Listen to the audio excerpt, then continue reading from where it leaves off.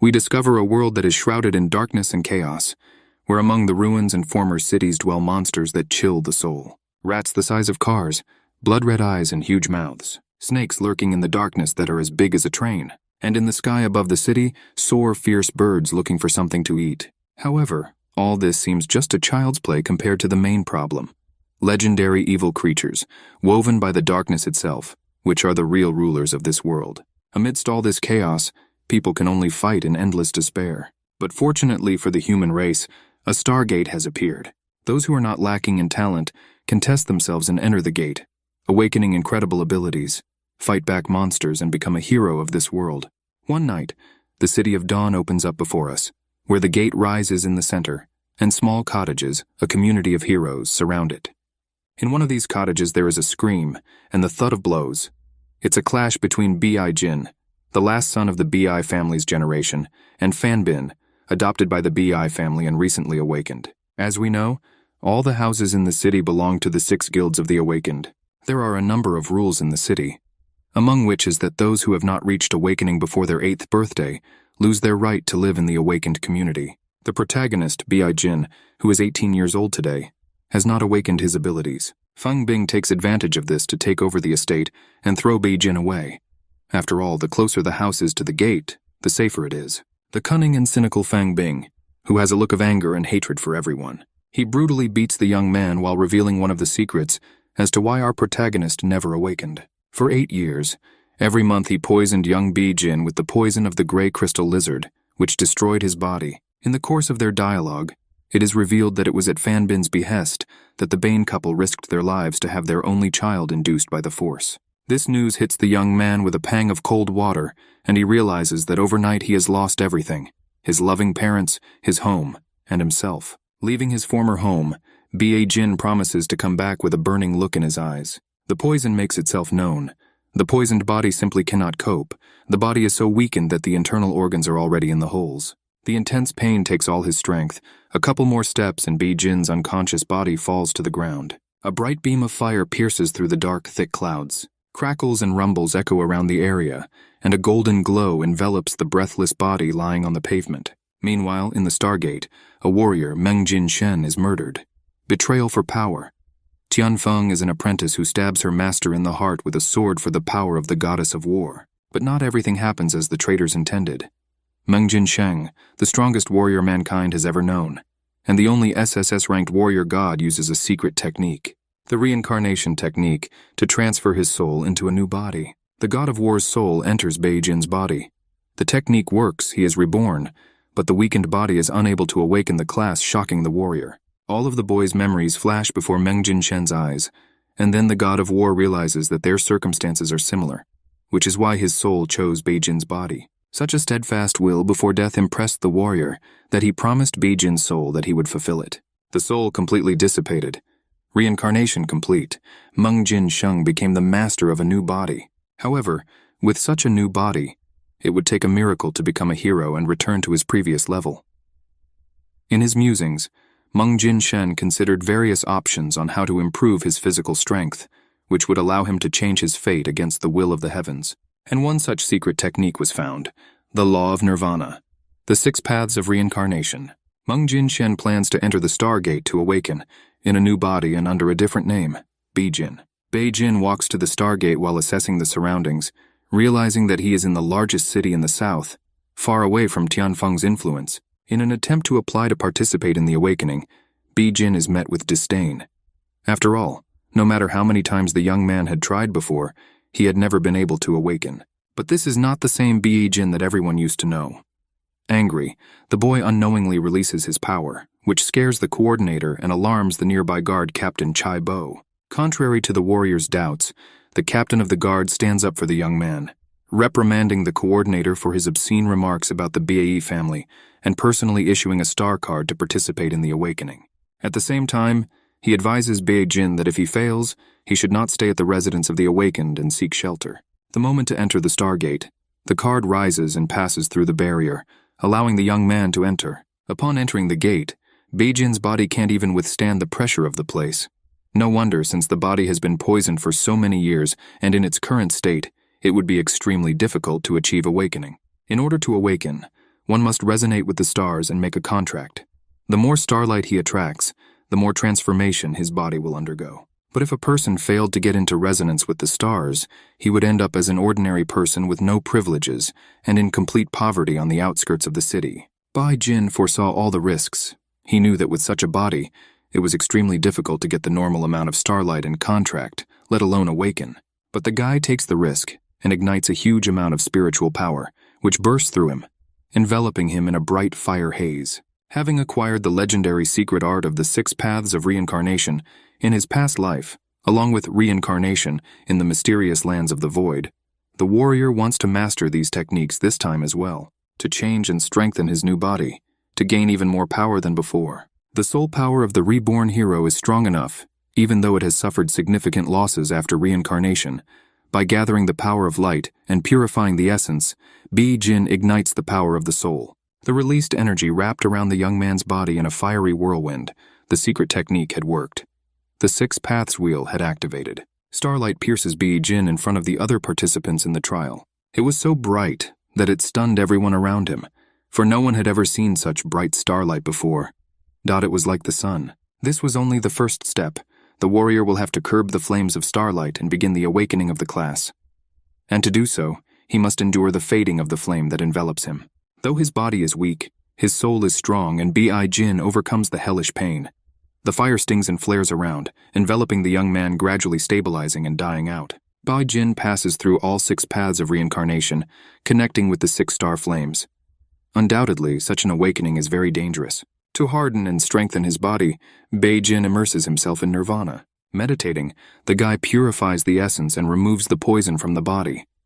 This process is not fast, but the result is worth it. After a while, the nirvana shell collapses, revealing Bai Jin fully recovered. The awakening is complete, all stages have been passed, and the young man wonders which of the 6 classes he has awakened. After awakening, the body improves depending on the class. Just like starlight, there are 6 kinds of class: warrior, thief, mage, archer, knight, and summoner.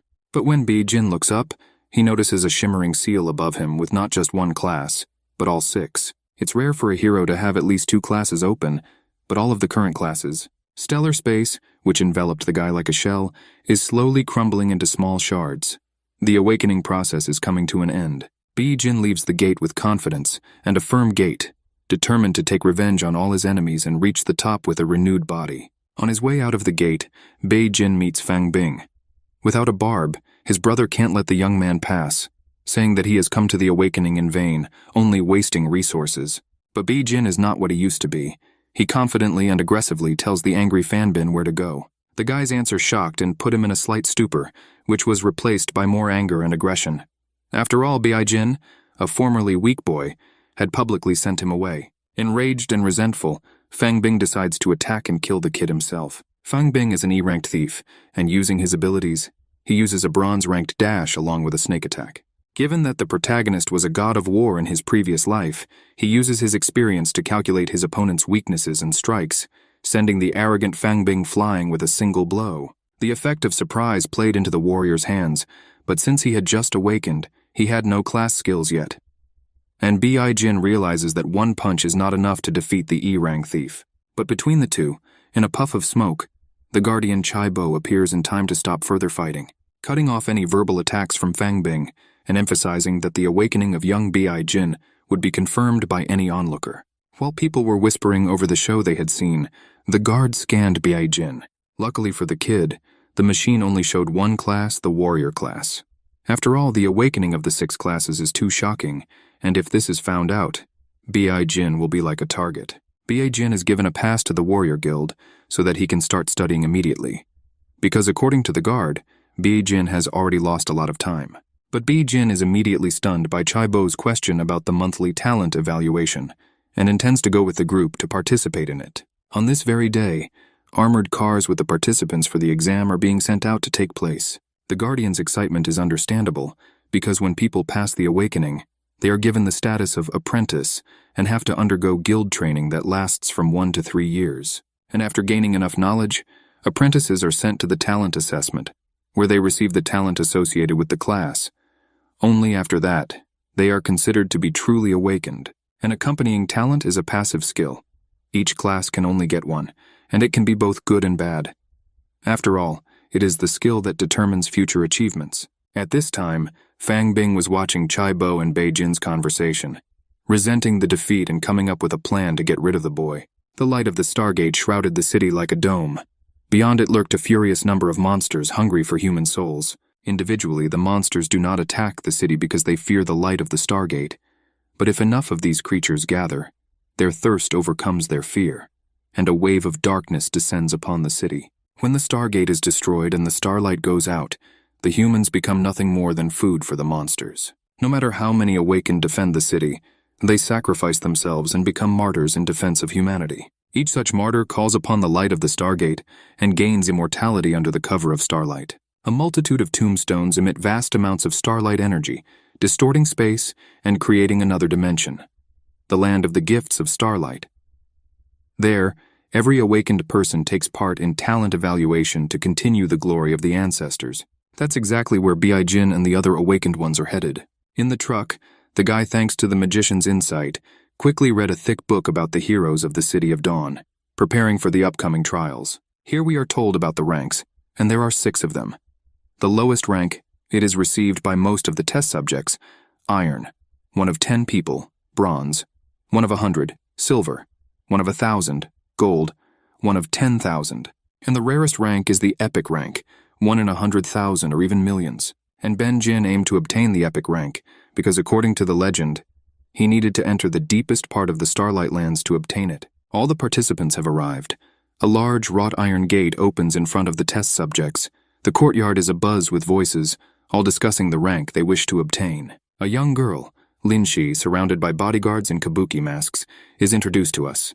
She is considered a young genius who awakened at the age of 11. All of the participants gathered in front of the guardians of the Starlight Giftlands graves. 2 of the guardians, Si Gong, a senior member of the Archers Guild, and Duan Jia, a senior member of the Warriors Guild, did not leave out the daughter of the Lin family either, predicting the Archers Guild a true treasure with a high rank. The guardians give a final admonition to all involved and warn of the dangers beyond the gates. The tombstones begin to shimmer, emitting stellar energy, and the gates open. The rank assessment begins. We see a testing field of tombstones that go far into the forest, hidden behind tree branches. Except for the whispering of people, nothing happens. Bei Jin is walking through the field, finishing a book, which catches the eye of the other participants. Among all the people, there was only one inconsiderate guy who decided to stand in front of Bei Jin, rebuking him for reading. The fight never happens, because young Bei moves away from the guy before the dome overhangs his bully, and the heroic spirit assessment begins. The assessment ends for the bully as quickly as it began. He fails the heroic exam, receiving a white talent rune of the lowest rank.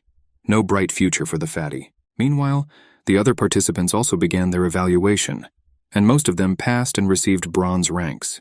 But our hero continues to make his way deeper into the field, meeting Ling Shi and her 2 bodyguards along the way. After exchanging pleasantries, Ben Jin notices that Lin's bodyguards are not as simple as many people think, as they are E-rank puppets, and they are not easily unmasked, even by true awakened ones. As he continues his journey deeper into the field, Bei Jin, looking for a silver-ranked warrior. The warrior appears with his very first beam attack.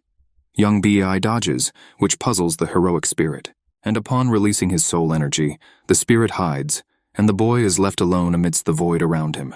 There is not much time. The exam lasts only 1 day, and the spirits are hiding from the young warrior. Having checked the book, Bei Jin goes to the far side of the gifts of starlight, because the further away the stronger the ancestral spirits and the higher rank you can get. But when approaching the next point on the map, Bei Jin almost gets caught in the crossfire of 2 spirits fighting each other. The guy tries to attract at least someone's attention, but many either vaporize or do not pay attention. The sounds of blows and the crackling of the force field can be heard in the dense forest. This far away among the golden spirits, only one person can be the daughter of the Lin family. Ben Jin comes closer and sees Lin Shi fighting with her family ancestor. The spirit archer fires a series of arrows at the granddaughter, sparing neither her nor the arrow. As the arrows hit the ground, they turn into hounds, E-rank skeletons, large creatures once resembling dogs. Turquoise flames as a second skeleton surrounds the spirits, giving an even more intimidating appearance. The girl deftly dodges the monster's attacks, striking back, but it's not enough. Puppets, guards stand in defense of Lin, covering the young girl's back. An ancestor spirit considers his granddaughter unworthy, repeatedly telling Lin Shi this. The girl is puzzled why her ancestor thinks so, because during her lifetime, he told her that her granddaughter's abilities are the best, and she is the hope for the revival of the family. After all, she has been practicing diligently since she was 11 years old, and has undergone the rigorous training of the soul to the limit of an awakened disciple. Lingxi gathers her spirit. She is even prepared for death, but she wants to fight the ancestor spirit once more. For the last time, the girl resolutely pulls the bowstring, and at the same moment enters into resonance with the heroic spirit. The exam is passed. Meanwhile, Ben-jin decides to clarify the girl's torment. He explains to Lin that it is not strength that is most important in this exam, but courage and will. The fact that young Lin took 2 dolls with her was considered cowardice by her ancestor. Lingxi passed the exam, and her ancestor bestows her with the accompanying golden rank talent, indicating a bright future. After making sure that everything is over, and congratulating the girl, Ben-jin advises her to leave quickly, because not all ancestral spirits are so kind. Many can mutate into evil, cruel spirits. Our hero continues his journey to the deepest part of the lands of starlight gifts, and sees before him a projection of the gates of hell. Near the gate, the pressure increases, and Bi-jin notices this, his legs shaking, his body barely able to withstand the strain. The concentration of spiritual energy is many times higher than the outside world. This is the best place to develop. Bi-jin decides to use a skill from his past life, endless chi chasing. This technique makes it possible to absorb spiritual energy much faster. What others take years, the young warrior can accumulate in a day, reaching an initial limit of 99 points. The air is electrified, and visibility is poor due to the dense smoke, but the gate is clearly visible.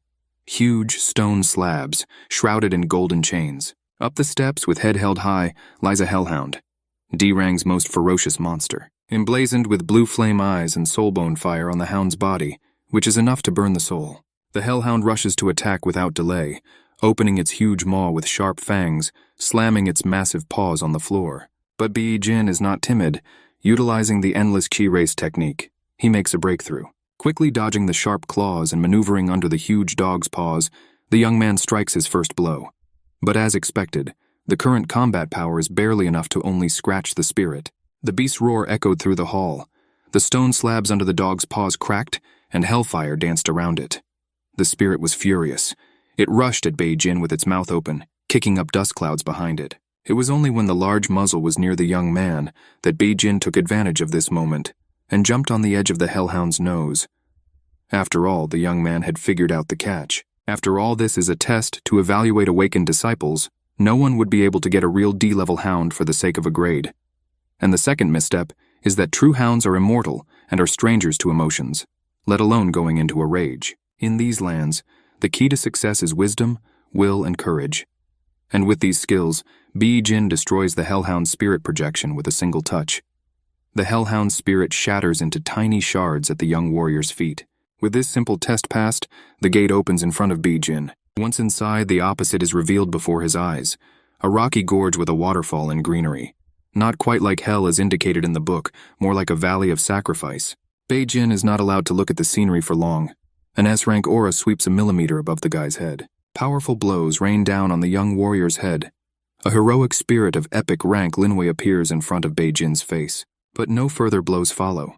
The warrior spirit doubts that this young boy knows where he has come to. After all, he is just a weak disciple. Bi-jin assures the epic spirit of his attitude and asks for a test of his strength through battle. Linwei agrees to the young boy's proposal, transporting the two of them to the arena. Linwei agrees to the young man's proposal, bringing the two of them into the arena of the dream world. Their ranks aligned. The test will now be between 2 E-ranked fighters. As the other epic spirits watch, their resentment at not being the first to test the long-awaited apprentice turns into an argument. Their discussion didn't last long, as Linwei began the test. The two of them now have the same rank, and the warrior Linwei decides not to use his weapon in the battle with the young man. And this is his first mistake. Bi-jin's past life gives Bi-jin an advantage, as he skillfully wields his sword, striking the spirit with instant strikes that he can't even dodge. The epic warrior notices the kid's high skills, which are even higher than his own. He feels like he's not fighting a student, but an SS-ranked warrior. Linwei summons his sword. The second round begins immediately. Speedy attacks, the sounds of metal clashing. The fight is on equal footing, but soon ends. Bi-jin goes on the offensive and whips out his spirit sword. 10 strikes were enough for the guy to win. A perfect passing of the test, But there's always a catch. The spirit disappears, leaving young Bei alone in the arena of dreams. Meanwhile, Linwai informs the other epic spirits that he has lost. This news disconcerted the others, and there were speculations that the warrior had been deliberately manipulated by the boy. Linwei suggested that the other spirits also put Bi Jin to the test so that they could see his strength in person. 6 spirits of epic rank appeared at once, offering the boy another test of a higher rank. It was to fight all of them overnight, but the reward would be corresponding. If the guy defeats them, he would receive an epic talent of each class. Bi Jin agrees to their terms, igniting his spiritual energy. His soul yearns for this fight. The fight begins. Buai realizes that the 6 spirits have known each other for a long time and have a mutual understanding and agreement. He decides to start by destroying that between them.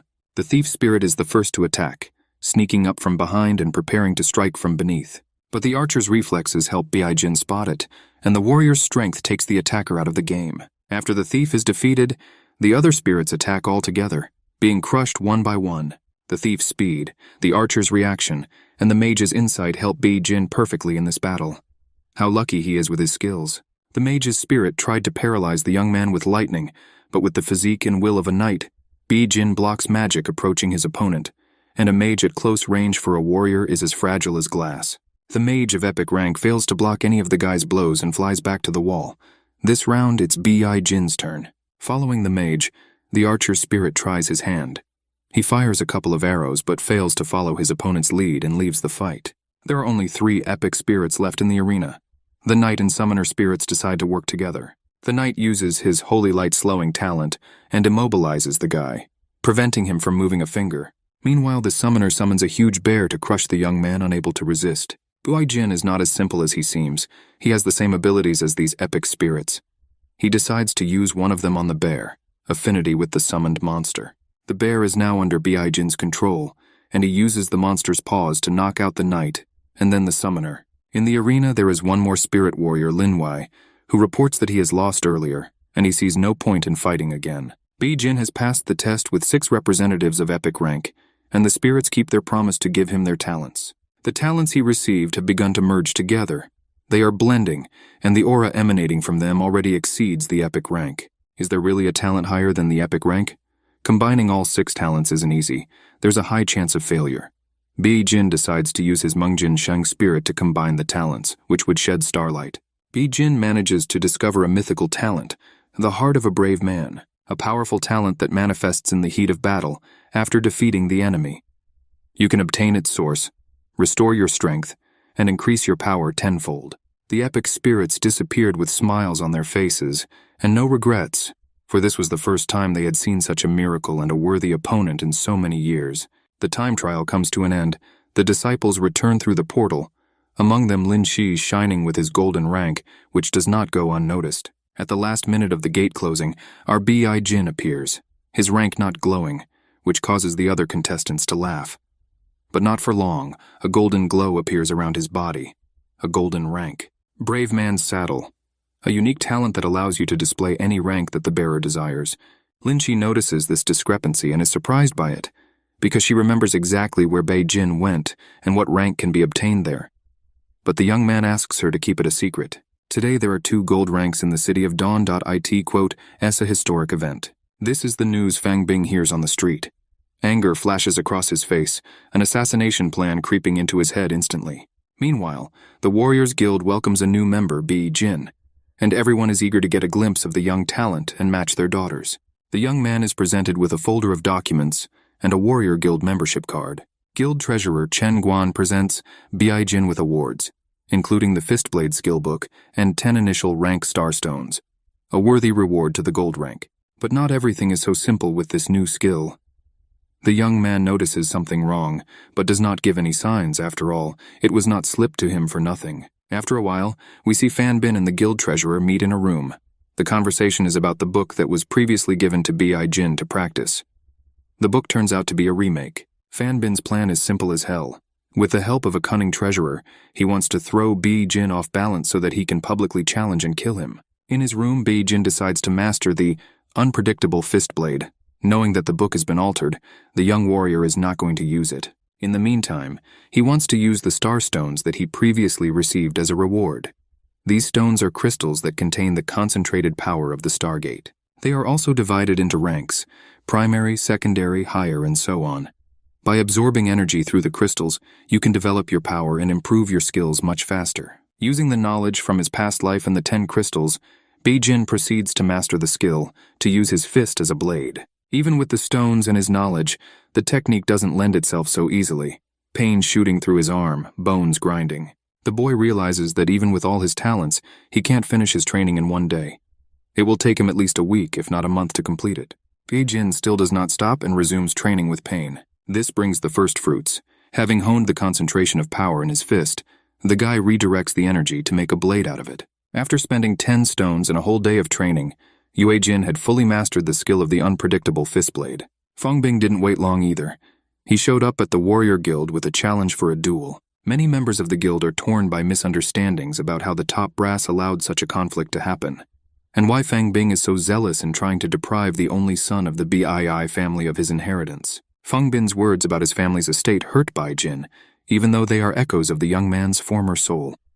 But he can't leave things as they are and agrees to a duel. Fully confident in his victory, Fangbing goes on the offensive, using his talents: the shadow dash and the snake attack. The technique is familiar to the young warrior, so he easily blocks it with one hand, while the other shows a new technique he has mastered before. The unpredictable fist blade works as it should.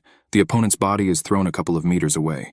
The people watching the fight cheered. Bei-jin doesn't give his opponent any respite and throws a series of punches to the body. But these blows seem to hit the shield, and Fangbin shows us why the blows don't hit him.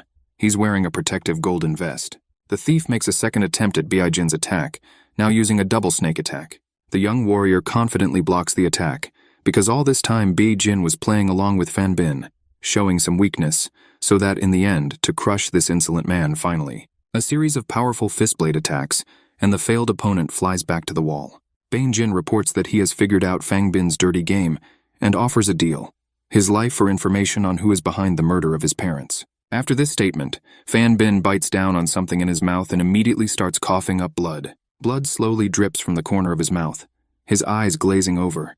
There was poison in his mouth. He made a choice: death. In a secluded corner where no one can see, someone who may have had something to do with Bei's death is watching. The outskirts of the awakened community, where Bei-jin now resides and trains. The boy just spent the last star stone. The new body absorbs energy much faster. It's a pity that the stones are gone and the new place of residence is far away from the gate. Bei-jin tries to get his estate back, but the bureaucracy won't let him, stating that after Fangbin's death, the house was taken over by the awakened community. Bei-jin decides to deal with everything gradually, but now he needs the star stones. He decides to familiarize himself with the guild's quests to earn some money. After looking at the E-rank tasks, he realizes that it's all wrong. The rewards aren't bad, but the merits aren't enough. He needs 100 points to buy an initial rank starstone.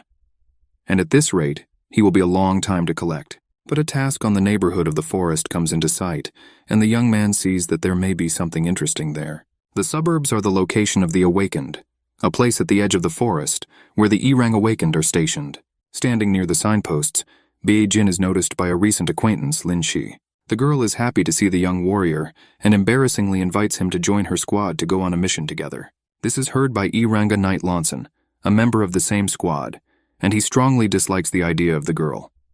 He justifies his refusal by the fact that E-Rang's task and such newcomers as Ben-jin have nothing to do here, and he will be a burden for them. In the midst of the squabble, the captain of the group, Tunbo, intervenes, accepts the young warrior and promises to split the reward equally, which does not please Loans. The group advances into the forest.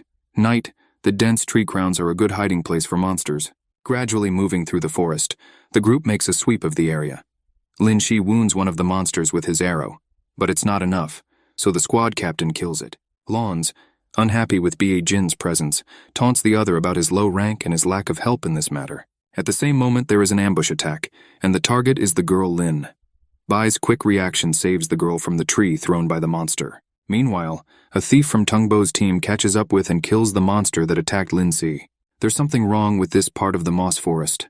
A slight fluctuation from the breath of darkness in any area would cause the monsters here to manifest. As the darkness thickens, more and more unusual monsters will appear, and with them treasures. This is the purpose for which Ben-jin came today. After clearing the forest, the squad sets up the star beacons, The exploration task is complete. The commander gives the order to return. Lawson offers to move the squad deeper into the forest for a bigger reward, but to leave Bain Jin behind since he is only F-rang. The squad leader agrees with the knight's arguments, because it is true that the further away the stronger the monsters are, and they already have 1 man in the F-rang squad. 2 is already too expensive. Bain Jin himself agrees to leave the team, because from the beginning he planned to go alone and explore the forest and those who are hiding here. After saying goodbye to him, Captain Tungbo promises to share the rewards for the mission in the vicinity of the moss forest. Bain Jin alone made his way further and further into the forest, encountering different monsters. But the further the monsters were stronger and stronger, so much so that the young warrior using his 70% strength could only break through their armor. The boy was not confused. These tree monsters are afraid of fire. Combining a small light with the unpredictable fist blade technique, Bain Jin killed all the creatures. There was too much spiritual energy spent. Combining the techniques was too costly. Just as the young man was thinking about this, his gaze was attracted by a small clot hovering above the defeated monster. It was the source of the monster's strength. Bain Jin's talent, Braveheart, allowed him to restore his own energy and power at the expense of defeated opponents. Bain Jin also noticed that as the darkness thickened, unholy astrolites infused with dark aura appeared in the monsters' bodies. The star power in such astrolites is extremely low, and to humans their dark energy is extremely dangerous. For other awakened ones, it is a useless thing. But our warrior knows an epic secret art that can purify the dark energy of the astrolite and gain pure star energy. With this attitude, Bain Jin continued to single-handedly mop up the forest and collect astrolites using combining techniques. But the more the guy fought, the more monsters came. It was as if they were an endless stream, dark energy fueled by malice. In an instant, the corpses of black trees rise to the heights. They are swallowed up by some other monster. A rustling of leaves was heard. It felt as if the forest of moss was alive. And maybe it is. Branches whipped up behind Bain Jin's back in an attempt to grab him. Reaction didn't fail. The guy managed to dodge the grab. It was as if the forest had become one living organism. Not every E-rang team could handle it, let alone our young warrior. Bain Jin uses the technique of endless gong qi, an accumulation of power. This skill allows blood and spiritual energy to circulate in the body at a slow speed. Without any sudden movements, a person becomes like stone and is harder to recognize, and these trees won't be able to detect him at all. The branches began their movement again, swiftly passing around Bain Jin and attacking something else. The little something runs away and hides near the roots of the tree, but there is no safety there either. The dark aura of the forest overtakes the little one. Bain Jin notices the little creature and tries to save it from the nasty branches. The boy notices that the little creature has a lot of star energy in its body, and the dark aura has no effect on it. The creature looks like a young tree sprout, understands Bain Jin's language perfectly, and in gratitude for his rescue agreed to show the boy where the source of the dark aura he is looking for is located. Meanwhile, in another part of the moss forest, a squad of Tungbo's team was fighting E-rang monsters when one member of the squad notices something wrong. The bodies of the slain monsters have disappeared. The forest engulfs the bodies of the black trees. It comes to life, pointing its branches toward lawns and other squad members. The knight, wrapped in branches, has only time to cry out for help before his body is immediately torn apart. In the fresh corpse of a former comrade, a dark aura takes over. Eyes black as coal, and a squeaky voice that prophesies death to the entire squad. The squad leader releases a fiery arrow, wanting to finish off the reanimated monster. But the tree limbs intercept the thin shaft, stopping the attack. Darkness attacks the captain of the squad, but he is rescued in time to be carried to a safe distance. 2 D-rang members of the squad, hired by Lin's family to protect the girl, decide to do battle with the monster. Even the awakened D-rang are unable to deal with the monster that has taken over Lan's body. It began to grow more and more rapidly, enveloping the corpse in its branches. The magician sacrifices his life, using a gust of wind to save Ling Shi. The girl is thrown out in another part of the forest, but she is not alone. There is a crowd of small monsters around her, and they start chasing Lin Shi. There's no strength left even to run. The girl almost falls into despair. But only Ling Shi prepared for her death. As a gust of fire envelops the monsters, they ignite, turning into coals. The young maiden's savior was our hero Bain Jin. Monsters all approached our couple, and not to waste their strength simply, Bain Jin pulls the girl closer to him, and thanks to the technique used earlier hides their presence among the swarming creatures. Having gone to a more or less safe zone, Lin Shi tearfully tells the guy what happened to them. Bain Jin listens to the story and realizes that he's not the only one who's had a similar experience. After a bit of brainstorming, Jin asks the girl to take him to the place where their squad was. Deep in the forest, a D-rang mage is defending himself against a monster with his last strength. Watching this, Jin informs that in this situation, Lin Shi can save his partners using his gold rank and talent. The golden mark on the girl's forehead is the golden rank archer skill Eagle Eye. Using it, Lin saw Lawson's mark where the dark energy is accumulating. In Lawson's body right now is the power of 10 black trees, which is extremely difficult to defeat him. But if you hit the weak point, there is success for victory. A small concentration of energy clot in the abdomen. That is the monster's weak point. But it is protected by armor. To break it is to break the darkness. Seeing through the eyes of the eagle this clot, the girl rushes without thinking to release a fiery arrow at the mutant. Having already drawn the bowstring and taken aim, as she feels a slight throbbing pain, Jin prevents her foolish act with a light slap on her forehead, asking her to use her cool mind and think what better action to take. Lin Shi is not as stupid as she may seem. One such small clue was enough to realize that an ice arrow would be the best option in this case. The arrow strikes the monster's weak spot, gradually covering it with more and more ice. But the arrow doesn't kill, it only stuns. But that was Jin's plan all along. Thanks to Lin's technique, the guy uses his combined fire fist blade technique and strikes at the monster's defense. Flame and water, the clash of the two verses, intensified the strike. The fire melted the ice and combined with the water, breaking through the defense completely. Stripped of its armor, the dark core powering the monster was left exposed. It weakly beat in its belly like a heart. Jin uses the full power of the flame fist blade to destroy the core. The core is broken. The darkness crumbles. As the last particles collapse in off Lawrence's body, the knight slowly regains consciousness. But Lawrence wouldn't be himself if he didn't verbally abuse Jin again, accusing the other of colluding with the monsters and all the ills of this world. Angry Lawrence tried to attack the guy because he believed that the guy had set it all up. And how else could he have done it? The exhausted and inattentive knight failed. His body falls on the wet grass. A mid-level astrolite falls out of the former knight's body, an ignorant and envious soul in the same stone. The dark energy of the stone tries to subdue Jin, enveloping him with a dark aura. How smug. After all, the branches and leaves that held the squad in this forest dried up, and the aura has weakened.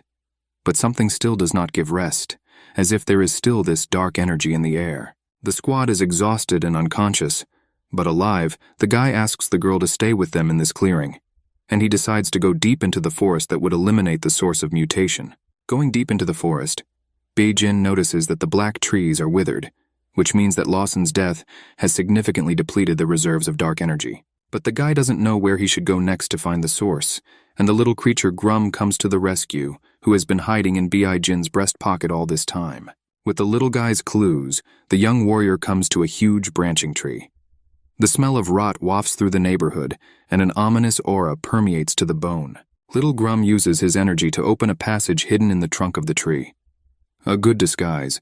It would have been impossible to find the passage on his own. Once inside the passage, Jin senses no monsters, and at the back of the cave, there is a view of an abandoned village that is drowned in greenery. This village is very different from those built by humans, and is full of vitality without a single sign of erosion.